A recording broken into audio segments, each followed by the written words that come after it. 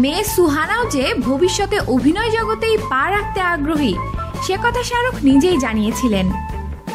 তখন থেকেই গোটা বলিউড সুহানার বড় পর্দায় আসার অপেক্ষায় রয়েছে। কিং খানের পুত্র আরিয়ানকে নিয়ে যতটা না কৌতূহল তার থেকে বেশি আগ্রহ রয়েছে বলিউডে শাহরুখ কন্যা সুহানার বলিউড যাত্রা নিয়ে। এর মাঝে বৃহস্পতিবার রাতে বলিউডের পরিচালক করণ জোহরের বাড়ির সামনে দেখা গেল সুহানাকে।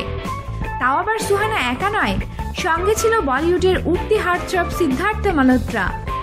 তবে তারা ঠিক কী কারণে করণ জোহরের বাড়িতে গিয়েছিলেন তা জানা যায়নি। তার উপর সিদ্ধার্থের সঙ্গে একসঙ্গে সুহানার করণের বাড়িতে যাওয়া নিয়েও নানান গুঞ্জন শুরু হয়েছে। কারণ সিদ্ধার্থের সঙ্গে আলিয়ার সম্পর্কের কথা গোটা বলিউড জানে। তবে হঠাৎ সিদ্ধার্থ সুহানার সঙ্গে কী করছেন তা নিয়েও অনেকের মনে কৌতূহল তৈরি হয়েছে। তবে সিদ্ধার্থ সুহানার করণের বাড়ি যাওয়া নিয়ে নিতান্তই সৌজন্য সাক্ষাৎকার, নাকি করণের ধর্মা প্রোডাকশনের কোনো ফিল্মে সিদ্ধার্থের সঙ্গে জুটি বাঁধতে চলেছেন সুহানা, তা নিয়ে প্রশ্ন রয়েই গেল। সাধারণ বহু খ্যাতনামা নায়িকারাই বলিউড যাত্রা শুরু হয়েছে করণের হাত ধরেই। আলিয়া ভাট, যিনি কিনা এই মুহূর্তে বলিউডের অন্যতম চর্চিত হিরোইন, সেই আলিয়া থেকে শুরু করে সিদ্ধার্থ মালহোত্রা, বরুণ ধাওয়ান সকলকেই ব্রেক দিয়েছিলেন করণ।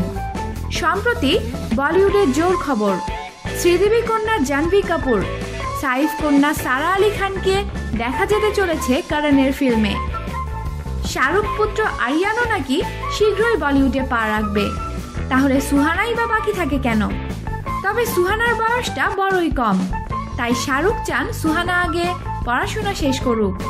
তবে সুহানার ঝোঁক যে বরাবরই অভিনয়ের দিকে তা কিং খান জানিয়েছিলেন। কিছুদিন আগেই স্কুলের এক নাটকে সুহানার অসাধারণ অভিনয় সকলের নজর কেড়েছিল। তবে আর দেরি কেন? আমাদের সাথেই থাকুন আর অবশ্যই সাবস্ক্রাইব করুন।